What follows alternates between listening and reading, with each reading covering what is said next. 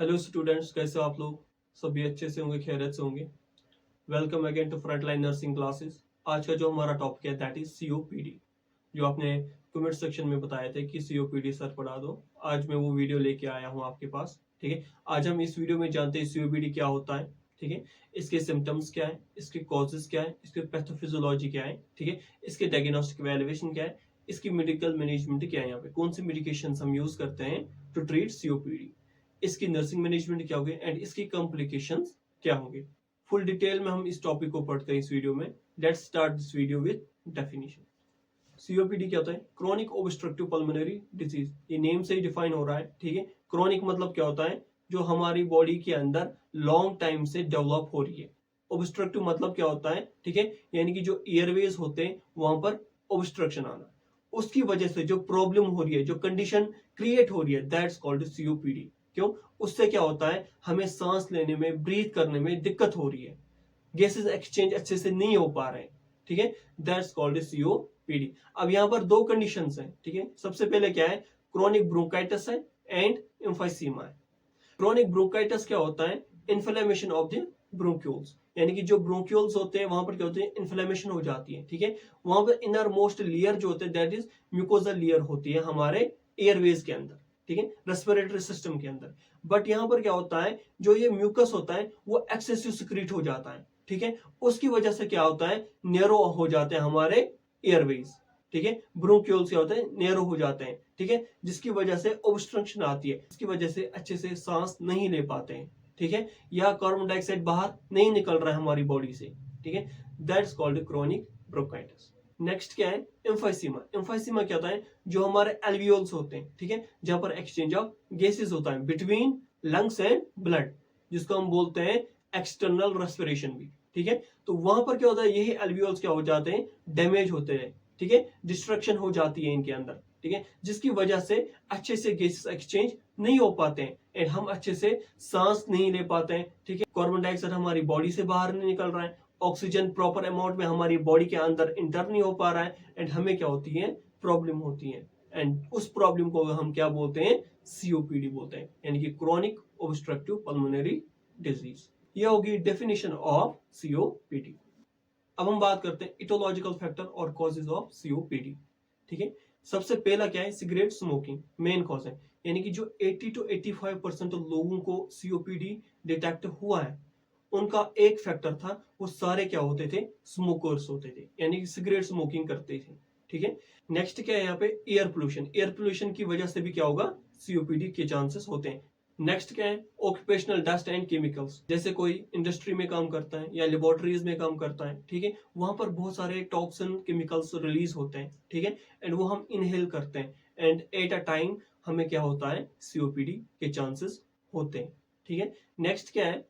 Repeated respiratory infection, यानी कि अगर हमें बार बार रेस्पिरेटरी इन्फेक्शन हो रहे हैं तो एक टाइम पे क्या होगा? हमें सीओपीडी हो सकता है। नेक्स्ट क्या है? Genetic factor. यहाँ पर क्या है? Alpha 1 antitrypsin deficiency.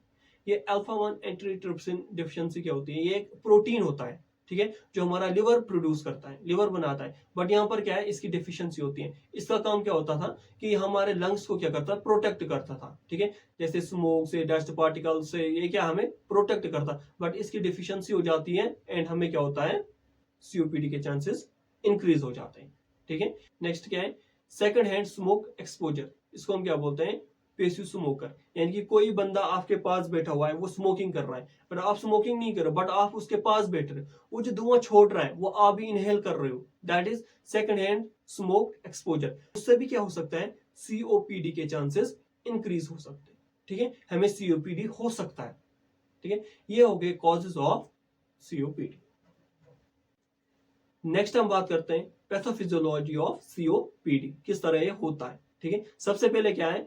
कोई भी इटोलॉजिकल फैक्टर ले लो, जैसे स्मोक हो गया, डस्ट हो गया, उससे क्या होगा? हमारे जो एयरवेज है वो क्या हो जाएंगे? इन्फ्लेमेशन हो जाएगी वहां पे एयरवेज के अंदर एंड उसकी वजह से क्या होगा? हाइपर सिक्रीशन किसकी हो जाएगी? म्यूकस की, यानी कि म्यूकस ज्यादा सिक्रीट होने लगा एंड जो सीलियाज होते हैं, सीलिया क्या होता है? हेयर लाइक प्रोजेक्शंस होते हैं। ठीक है, तो वो क्या हो जाएंगे? डैमेज हो जाएंगे। ठीक है, एंड उसकी वजह से क्या होगा? नेरोनेस ऑफ एयरवेज, यानी कि नेरोइंग ऑफ एयरवेज हो जाएगी। जो एयरवेज है, ल्यूमेन है उनका, ठीक है, वो क्या होगा? छोटा हो जाएगा। उसकी वजह से क्या होगा, एयर ट्रैप्ड इन एल्वियोल्स, यानी कि एल्वियोल्स के अंदर एयर ट्रैप हो जाएगा। एंड उसकी वजह से क्या होगा, लॉस ऑफ इलास्टिसिटी होगी। एंड जब लॉस ऑफ इलास्टिसिटी होगी तो डिक्रीज गैसेस एक्सचेंज होगा, यानी कि गैसेस एक्सचेंज अच्छे से नहीं हो पाएगा। एंड उसकी वजह से क्या होगा, हाइपोक्सिया। हाइपोक्सिया क्या होता है, यानी कि टिश्यूज के अंदर ऑक्सीजन का लेवल डिक्रीज होना, that's called hypoxia. And hypoxaemia क्या होता है, decrease oxygen level in blood. And यहाँ पर क्या होगा, हाइपरकेप्निया। हाइपरकेप्निया क्या होता है, CO2 का लेवल यानी कि कार्बन डाइऑक्साइड का लेवल इंक्रीज होना, ठीक है। एंड उसकी वजह से क्या होगा, रेस्पिरेटरी एसिडोसिस, यानी कि CO2 जो होता है ये एसिडिक होता है। एंड इसकी वजह से क्या होगा, रेस्पिरेटरी एसिडोसिस होगा, क्योंकि ब्लड के अंदर CO2 ज्यादा टाइम तक रहेगा। एंड उसकी वजह से क्या होगा, रेस्पिरेटरी एसिडोसिस होगा। एंड उसकी वजह से क्या होगा, राइट साइड हार्ट फेलियर, जिसको हम बोलते हैं कोर पल्मोनरी, ठीक है। ये होगी पैथोफिजियोलॉजी ऑफ COPD। नेक्स्ट हम बात करते हैं science and symptoms of COPD। अब यहाँ पे कौन से सिम्टम्स शो होते हैं हमें, सबसे पहले क्या होता है, क्रॉनिक कफ विथ स्पूटम, ठीक है। यानी कि यहाँ पर जो पेशेंट होता है उसको क्या होती है, क्रॉनिक कफ होती है, बहुत ज्यादा खांसी आती है। एंड बलगम भी होता है उसको, ठीक है। यहाँ पर डिस्फिनिया होगा, यानी कि शॉर्टनेस ऑफ ब्रेथ हो जाएगा, ठीक है। वीजिंग साउंड सुनाई देगा जब हम ऑस्कल्टेट करेंगे, जब आप ब्रीथिंग कर रहे हो, सांस ले रहे हो, तब हमें क्या है, एक साउंड सुनाई देगी, दैट्स कॉल्ड वीजिंग साउंड, ठीक है। चेस्ट टाइटनेस हो जाएगा, यानी कि चेस्ट है वो टाइटनेस हो जाएगा, फील हो जाएगा हमें क्या जैसे कुछ टाइट हो रहा है, ठीक है। एंड जब आप सांस ले रहे हो हमें पेन होती है, ठीक है, शार्प पेन होने लगती है, ठीक है। साइनोसिस हो जाएगा, bluish discoloration of lips and nails, जो हमारे फिंगर्स होते हैं, नेल्स होते हैं, इनकी क्या होगी, ब्लूइश डिस्कलरेशन हो जाएगी, हमारे लिप्स की ब्लूइश डिस्कलरेशन हो जाएगी। वो क्या इंडिकेट करवाता है, हाइपोक्सिया, यानी कि टिश्यूज के अंदर ऑक्सीजन की कमी, ठीक है, दैट्स कॉल्ड साइनोसिस। और क्या सिम्टम्स है यहाँ पे, फटीग होगा, जैसे कि हमारी बॉडी में जान ही नहीं है, ठीक है। नेक्स्ट क्या होगा, वेट लॉस हो जाएगा, ठीक है, यहाँ पर क्या होगा, वेट लॉस होने लगेगा। नेक्स्ट क्या है यहाँ पे, बैरल शेप चेस्ट, यानी कि जो एम्फाइसीमा की वजह से कि पेशेंट को क्या हुआ है, COPD हुआ है एम्फाइसीमा की वजह से। उस पेशेंट में हमें क्या देखने को मिलता है, बैरल चेस्ट देखने को मिलता है। यानी कि आप इस डायग्राम में देख सकते हो, ये जो चेस्ट है एंड ये जो हमारा लेटरल है जैसे सेम है, ठीक है। इसका जो सर्कमफ्रेंस है ये सेम है, डोल जैसे हमें दिखने लगता है, दैट्स बैरल चेस्ट।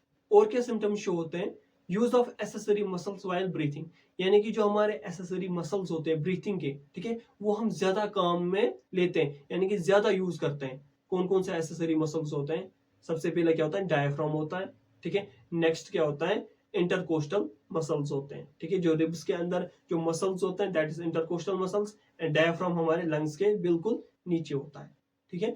तो हम इनका ज्यादा यूज कर रहे हैं, क्यों, क्योंकि हमें सांस लेने में दिक्कत हो रही है, प्रॉपर ऑक्सीजन सप्लाई हमारी बॉडी को नहीं मिल पा रही है, ठीक है, तब ट्रैकिफीनिया हो जाता है। एंड उससे क्या होता है, हम ज्यादा यूज करते हैं एसेसरी मसल्स। ये हो गए symptoms of COPD।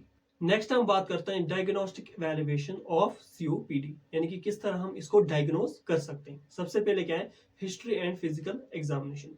History collection करेंगे, ठीक है, एंड फिजिकल एग्जामिनेशन करेंगे, जैसे साइनोसिस करेंगे चेक, ठीक है, BP चेक करेंगे, रेस्पिरेशन रेट चेक करेंगे, ठीक है।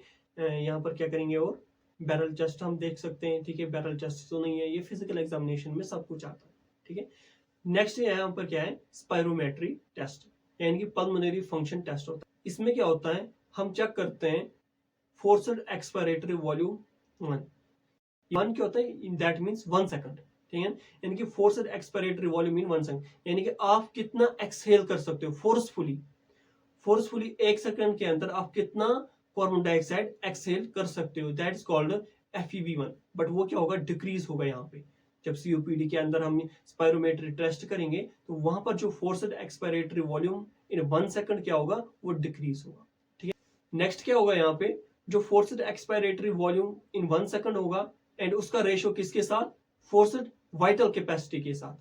फोर्स्ड वाइटल कैपेसिटी क्या होता है, हम पेशेंट को क्या बोलते हैं, डीप ब्रेथ ले लो, जितनी आप लंबी सांस ले सकते हो उतना ले लो। एंड उसके बाद फोर्सफुली आप एक्सपायर करो। एंड कितने टाइम तक आप एक्सपायर कर रहे हो, यानी कि कार्बन डाइऑक्साइड कितने टाइम तक आप बाहर निकल, 2 सेकंड के लिए, 3 सेकंड के लिए, कितने टाइम तक वो फोर्सफुली एक्सपायर कर रहा है कार्बन डाइऑक्साइड, ठीक है। एंड इनका जो रेशियो होगा वो भी क्या होगा, डिक्रीज हो जाएगा, यानी कि लेस देन 70% होगा वो, ठीक ठीक, ये हो गया स्पायरोमेट्री टेस्ट।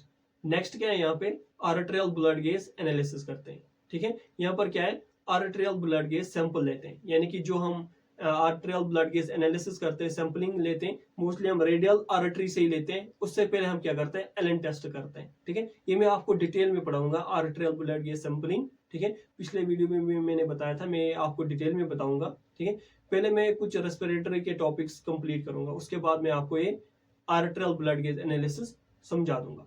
ठीक है, तो इसमें क्या होता है, इन शॉर्ट में आपको मैं ये बता देता हूं। ठीक है, इसमें हम क्या चेक करते हैं, high oxygen level and carbon dioxide level. यानी कि यहाँ पर जो ऑक्सीजन लेवल होता है वो क्या होता है, डिक्रीज होता है। And oxygen level in blood में डिक्रीज होना, that is called hypoxemia. And hypercapnia क्या होता है, यहाँ पर CO2 का लेवल इंक्रीज होना। ठीक है, दैट इज कॉल्ड हाइपरकैप्निया। ठीक है, मैंने पहले ही बताया था पैथोफिजियोलॉजी में ही कि हमें यहाँ पर क्या होता है, रेस्पिरेटरी एसिडोसिस होगा। ठीक है, एंड जब हम रेस्पिरेटरी एसिडोसिस चेक करते हैं तब हम क्या करते हैं, आर्टेरियल ब्लड गेज एनालिसिस करते हैं। ठीक है, एंड यहाँ पर भी हम करेंगे to rule out respiratory acidosis तो नहीं है। ठीक है, एंड हम क्या कर सकते हैं, यहाँ पर सीटी स्कैन कर सकते हैं। ठीक है, सीटी स्कैन से हम क्या कर सकते हैं, एसेस कर सकते हैं पेशेंट को क्या है, एम्फाइसीमा तो नहीं है जिसकी वजह से COPD हुआ है। ठीक है, और क्या कर सकते हैं, स्पूटम कल्चर कर सकते हैं। स्पूटम कल्चर क्या होता है, ठीक है, यहाँ पर जो बलगम आ रहा है उसका टेस्ट करवाना, उसका कल्चर करवाना। ठीक है, टू रूल आउट इन्फेक्शन। ठीक है, किस वजह से ये हुआ है, that is the diagnostic evaluation of COPD। अब हम बात करते हैं मेडिकल मैनेजमेंट ऑफ COPD। अब यहाँ पर कौन सी मेडिकेशन हम दे सकते हैं एंड COPD पेशेंट को ट्रीट कर सकते हैं। सबसे पहले क्या है, यहाँ पे ब्रोंकियोडाइलेटर्स देते हैं। क्या होता है, जो हमारे एयरवेज होते हैं, ब्रोंक्यूल्स होते हैं, वो क्या हुए, कंस्ट्रक्ट हुए, न्यूरोनेस हुए वहां पे। ठीक है, तो ये ब्रोंकियोडाइलेटर्स क्या करेंगे, उनको डायलेट करेंगे, ब्रोंकियो डायलेशन करेंगे। ठीक है, उससे क्या होगा, एयरवेज थोड़ा सा ओपन हो जाएंगे एंड हम इजीली क्या करेंगे, ब्रीथ कर पाएंगे। ठीक है, अब यहाँ पर दो तरह के होते हैं ये। ठीक है, एक होता है शॉर्ट एक्टिंग होते हैं, एक होते हैं लॉन्ग एक्टिंग। शॉर्ट एक्टिंग में हम कौन से मेडिकेशंस देते हैं, सॉल्ब्यूटामॉल देते हैं। ठीक है, एप्राट्रोपियम ब्रोमाइड देते हैं। ठीक है, एंड लॉन्ग एक्टिंग में हम क्या देते हैं, सल्मेटारॉल देते हैं एंड टियोट्रोपियम देते हैं। नेक्स्ट हम बात करते हैं कॉर्टिकोस्टेरॉइड। यहाँ पर क्या है, इन्फ्लेमेशन हुई है एंड इन्फ्लेमेशन को कम करने के लिए हम क्या देते हैं, कॉर्टिकोस्टेरॉइड्स देते हैं। जैसे हम बिडोसोनाइड एंड फ्लूटासोल, ये क्या है, मेडिकेशन है, कॉर्टिकोस्टेरॉइड्स हम देते हैं यहाँ पे to treat COPD and reduce inflammation. और क्या मेडिकेशंस दे सकते हैं यहाँ पे, म्यूकोलिटिक्स, म्यूकस होता है उसको थिन करता है। ठीक है, एंड जब वो थिन होगा तो इजीली बाहर निकल पाएंगे हम। यहाँ पर कौन सी मेडिकेशन देते हैं हम, एसिटाइलसिस्टीन। नेक्स्ट क्या है, यहाँ पे कौन सी मेडिकेशन हम दे सकते हैं, एंटीबायोटिक्स दे सकते हैं फॉर सेकेंडरी इन्फेक्शन। ठीक है, जैसे एमोक्सिलिन दे सकते हैं, एरिथ्रोमाइसिन, क्लेरिथ्रोमाइसिन, ये सारे क्या है, एंटीबायोटिक्स है। ठीक है, ये हम यहाँ पर दे सकते हैं। ऑक्सीजन थेरेपी दे सकते हैं फॉर क्रॉनिक हाइपोक्सीमिया, यानी कि जब ब्लड के अंदर काफी ज्यादा ऑक्सीजन का लेवल डिक्रीज हो जाता है तब हम क्या देते हैं, ऑक्सीजन थेरेपी देते हैं। ठीक है, यहाँ पर वैक्सीनेशन करते हैं, या इन्फ्लुएंजा एंड निमोनियोकोकल वैक्सीन होते हैं यहाँ पे। ठीक है, वो हम दे सकते हैं क्योंकि इसकी वजह से क्या हो सकता है, निमोनिया हो सकता है। ये जो कॉम्प्लिकेशन है COPD, दैट इज निमोनिया। ये होगी मेडिकल मैनेजमेंट ऑफ COPD। ठीक है, हम बात करते हैं नर्सिंग मैनेजमेंट ऑफ COPD। अब यहाँ पर नर्स का रोल क्या रहेगा, सबसे पहले क्या है, मेंटेन एयरवे क्लियरेंस, यानी कि सक्शनिंग करेगी, चेस्ट फिजियोथेरेपी देगी ताकि जो एयरवेज है वो क्या रहे, ओपन रहे, क्लियर रहे। ठीक है, नेक्स्ट क्या है, एडमिनिस्टर करना है ऑक्सीजन थेरेपी एज प्रिस्क्राइब्ड। अगर डॉक्टर ने प्रिस्क्राइब किया है, ठीक है, हाइपोक्सीमिया है, ठीक है, तो यहाँ पर क्या करेंगे, हम ऑक्सीजन एडमिनिस्ट्रेशन करेंगे। और क्या करेगी नर्स, यहाँ पे एनकरेज क्या करेगी, deep breathing and push it lip breathing, यानी कि ब्रीथिंग एक्सरसाइज सिखाएगी यहाँ पे पेशेंट को। ठीक है, नेक्स्ट क्या करना है यहाँ पर नर्स को, यहाँ पर क्या देनी है, हाई फोलर पोजीशन देनी है फॉर इजी ब्रीथिंग। ठीक है, उससे क्या है, हाई फोलर पोजीशन क्या होता है, यानी कि 90 डिग्री एंगल पे पेशेंट को सेट करके रखना है। ठीक है, जो COPD पेशेंट्स होते हैं उनको हम क्या देखते हैं, सेमी फोलर या हाई फोलर पोजीशन देते हैं। ठीक है, नेक्स्ट यहाँ पे क्या है, मॉनिटर करना है ABG एनालिसिस। ठीक है, ऑक्सीजन सैचुरेशन चेक करनी है, रेस्पिरेशन रेट चेक करनी है। ठीक है, और क्या करेगी नर्स, यहाँ पे प्रोवाइड करने small and frequent meals, small meals देने हैं, बार बार देना है, 2-2 घंटे बाद, 2-2 घंटे बाद स्मॉल मील्स देनी है। एंड हाई प्रोटीन मील देने, हाई प्रोटीन मील से क्या होगा, जल्दी हील हो जाएगा पेशेंट। एनकरेज करेंगे fluid intake if not contraindicated, अगर डॉक्टर ने कंट्राइंडिकेट नहीं किया है कि पेशेंट को फ्लूइड्स दे सकते हो आप, तब हम क्या करें, एनकरेज करेंगे फ्लूइड इनटेक। और क्या हो सकता है यहाँ पे, ठीक है, educate on medications use and inhaler technique. और क्या कर सकते हैं नर्स यहाँ पे, प्रोवाइड करना है इमोशनल सपोर्ट, यानी कि साइकोलॉजिकल सपोर्ट प्रोवाइड करना है, एंड टेक्निक सिखानी है, स्ट्रेटेजी सिखाने है, किस तरह आप एनर्जी को कंजर्व कर सकते हो। ठीक है, ये होगी नर्सिंग मैनेजमेंट ऑफ सीओपीडी। अब हम बात करते हैं कॉम्प्लिकेशंस ऑफ सीओपीडी। अब यहाँ पर कौन सी कॉम्प्लिकेशंस हो सकते हैं? सबसे पहले क्या है, रेस्पिरेटरी फेलियर, यानी कि हमारा रेस्पिरेटरी सिस्टम ही फेल हो जाएगा। नेक्स्ट क्या है यहाँ पे, कोर पल्मोनरी, वो क्या होता है, राइट साइड हार्ट फेलियर। आपको पता है जो डीऑक्सीजनेटेड ब्लड हमारी बॉडी में होता है वो कहाँ पे आता है, राइट साइड ऑफ हार्ट के अंदर आता है, एंड वहां से क्या होता है, राइट वेंट्रिकल के थ्रू, आर्टरी के थ्रू कहाँ पे चला जाता है, लंग्स के पास चला जाता है फॉर प्यूरिफिकेशन। बट यहाँ पे क्या होता है, एक्सचेंज ऑफ गैसेज ही नहीं हो पा रहा है, एंड CO2 वाला जो ब्लड है वही हमारे राइट साइड में हार्ट के अंदर रहता है। ठीक है, जिसकी वजह से क्या होता है, हमारा राइट साइड हार्ट फेलियर हो जाता है। नेक्स्ट क्या हो सकता है, निमोनिया हो सकता है, यानी कि हमारे जो एल्वियोल्स हैं, ठीक है, वहां पर फ्लूइड या पस फिल होने लग जाएगा। ठीक है, और क्या हो सकता है, न्यूमोथोरेक्स हो सकता है, या पॉलीसिस्थीमिया हो सकता है, इंक्रीज आरबीसी काउंट, यानी कि जो रेड ब्लड सेल्स हैं, आरबीसी हैं, उनका काउंट क्या होगा, इंक्रीज हो जाएगा। ठीक है, ये होगी कॉम्प्लिकेशंस ऑफ सीओपीडी। इसी के साथ आज का हमारा जो टॉपिक वो कंप्लीट होता है। ठीक, आज हमने इस वीडियो में जाना है, ठीक है, सीओपीडी होता क्या है, सिम्टम्स क्या है, कॉजेस क्या है, ठीक है, और हमने यहाँ पर जाना है डायग्नोस्टिक वैल्यूएशन क्या होते हैं इसके, ठीक है, इसकी मैनेजमेंट क्या है, नर्सिंग मैनेजमेंट क्या है, कॉम्प्लिकेशंस क्या है, पूरा डिटेल में हमने इस वीडियो को पढ़ा है। ठीक है, thank you so much for watching frontline nursing classes. Video को लाइक करो, शेयर करो एंड चैनल को सब्सक्राइब करो। मिलते हैं नेक्स्ट वीडियो में, तब तक के लिए अल्लाह हाफिज, अस्सलाम वालेकुम।